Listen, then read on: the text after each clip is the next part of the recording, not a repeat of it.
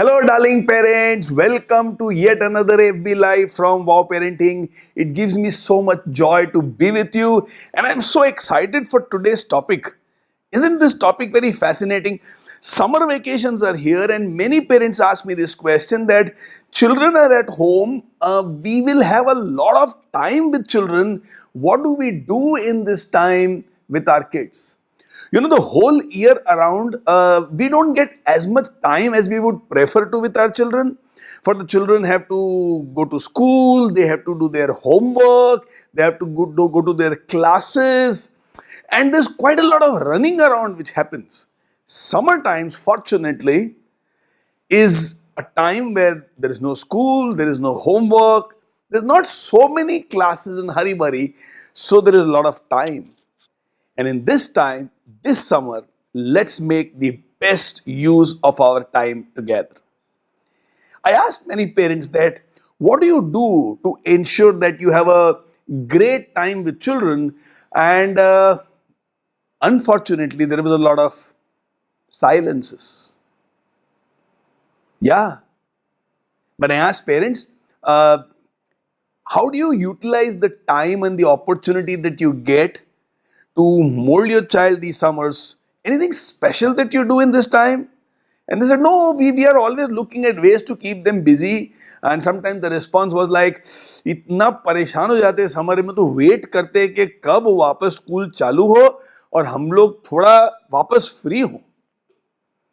Well, research says,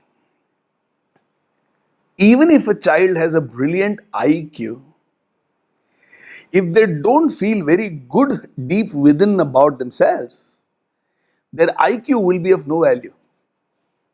Research says, even if a child has extraordinary IQ, if they don't have a sense of discipline, their IQ won't be of much use. Research says that even if a child has very high IQ, if they don't have beautiful emotional quotient, if they are not emotionally strong and balanced, their IQ would be of no use. When we go and send them to different classes or when we send them to the best of schools, it develops a lot of IQ for children. How about this summer doing things by which there is a lot of bonding with children and we ensure that the children's EQ also goes up very beautifully? Here are a few thoughts that I would love to share with you, which will help you in having a beautiful time with your children. In short, help you to have phenomenal quality time with your children. And I'm not going to just share with you about activities which is to be done. I'm going to share with you about a few tips and techniques which will help you. And yes, maybe I will also share with you about a few activities which can be done. By the way, if you have some questions about summer about your children, please ensure you put it down in the comment section. And if you think this topic, which is how do I invest quality time with my children, if you think this topic is relevant to your friends, please tag them in the comment section below and share it with as many people as you think would benefit out of this beautiful FB Live. Few things to keep in mind. 1. Have conversations in a way where you get enough chances to say yes to the child. Now, what do I mean by this? Children grow up listening to a lot of no's from a parent. Now, think about your conversation with the child, and you will find some research says, 9:1 no and yes, which means for every yes that we say, there are 9 times when we tell no to the child. Now, what does it mean? It means the child starts thinking they are not smart enough, or the child believes that the parents don't understand, or the child believes if asked gently, I won't be getting what I want. In a very subtle way, in a very subconscious level, this makes the child either indisciplined or it makes the child rebel. Either it makes the child emotionally weak, or it makes the child a little arrogant. Now, these situations are not right for our children. So, think about this. The child says, Mama, it's about 3 o'clock in the afternoon and I want to go for a swim. 3 o'clock in the afternoon? Swim? Can you say yes? No, not at all. But how will you say a no to him while using the words yes? Now think about the conversation going like this. Swimming, brilliant idea. Yes, you should go. Swimming today, another beautiful idea. Yes, you should go. How about swimming at 5 o'clock? Wouldn't that be a beautiful idea? Yes, I think if we go to swim at 5, it will be really nice. The heat won't be there, the water will be just right. And immediately after swimming, for your evening snacks, I can make what you want to eat. You know what has happened now? It was a conversation where you didn't have to say no to your child. Now, this is quality conversation and quality time with your child. Now, think about the alternate scenario where you say no. Mama, can I go to swim at 3 o'clock in the afternoon? Are you mad? Does anybody go to swim at 3 o'clock in the afternoon? What will people say? All alone you will be swimming. What will happen to your skin? You will get sunburn and all. You have no brains or what?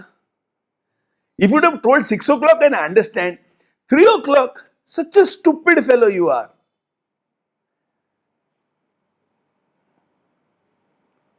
The child's question, Mama, can I go to swim at 3 o'clock in the afternoon?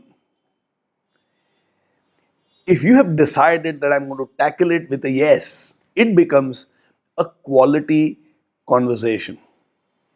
If you say no, it becomes low quality conversation. So this is a very beautiful trick. It's a very simple trick. It requires a little alertness, but it works beautifully well. So next time your child asks you a question like, Mama, can I go and swim at 3 o'clock in the afternoon? You know how you are going to tackle this question. Now, having said that, spontaneously, if your mind doesn't work, spontaneously, if you are not able to think about an idea, then what to do? You can always tell the child, Beta, your thought is brilliant. I really appreciate you wanting to go to swim. Just give me a few minutes and I will revert back to you. And in this few minutes, think, hari bari, hari bari, hari bari. क्या बोलूं, कैसे बोलूं, हाँ बोलते हुए कैसे उसको समझाऊं, उसको ना नहीं बोलना है. Reverse the order. Today we say no 9 times and yes once. Can we say yes 9 times and no once? Of course, there will be areas where what they are saying is absolutely right and genuine. Mama, I'm very hungry. Can I have some food now? And it's 8:30 in the night. Of course, you say, yeah, come on, let's have food. So this is one trick by which you can have great, phenomenal, superb, quality conversations with your child. Trick number 2 of having a beautiful quality conversation with your child. Ask more and speak less. Talk less and listen more. Which means a quality conversation is not telling your child, but is listening to your child. Let's say, for example, the child is saying, I'm getting bored at home. This is another thing that you're going to go through in summer holidays. The child every now and then is going to come and is going to tell you, I am getting bored, what to do. Ask them questions instead of giving solutions. For example, how about handling the situation by asking them, is it bad to be bored? Let the child keep speaking. Let's say the child says, I don't want to be bored, I want to do something. What are the options, my child? I can't think of anything. Would you like to play something? Would you like to sleep? Would you like to learn? Would you like to draw? Or if I was not at home and you were getting bored, what would you do? What do you think your grandmother did when we as children were getting bored? Maybe you can suggest, how about seeing a few videos, do some research on what is the best ways to kill boredom? Or what are the best ways to use the time when somebody is feeling bored? Ask them questions. Let them think. Or buy time. You're getting bored. Do something for half an hour, and after half an hour, come back to me. Let's discuss what can be done. So often we have found when parents, buy this time of half an hour, in half an hour, the children find something meaningful to do which carries them for another couple of hours. Science says boredom is brilliant because when the child gets bored, the child starts imagining things. The child starts looking at options. The child starts bringing two unrelated things together to be creative and to make the mind occupied. Boredom never kills. In fact, many people would say the greatest things of life are born when we wanted to do something because we were getting bored. Another way by which you can have quality conversation with your children. Ask them about aspects of their life which you believe can be interesting. For example, let's say your child is interested in IPL. But how is IPL this year different from last year? But do you think IPL is right this way, or should there be changes in IPL? Or if you were the chairman of IPL, what are the things that you would do differently? If your child is interested in, let's say, do you yourself projects or do it yourself projects, ask the child, would you like more challenging projects or do you like the simpler ones? Do you like things where you just have to put things together, or do you like things where welding, soldering and all those things have to be done? Ask the children about their friends. Beta, you have a friend called Ajay. How's it going with him? Is he able to study well? Is anything in his life concerning? Beta, is there any way you think your parents can help any of your friends?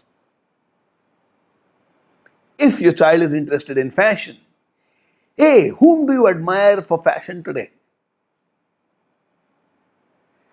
What do you think makes that fashion different from other fashion? What in that fashion do you like the most? And sometimes just talk about life. But what do friends mean to you? But how would you know who is a good friend? Betty,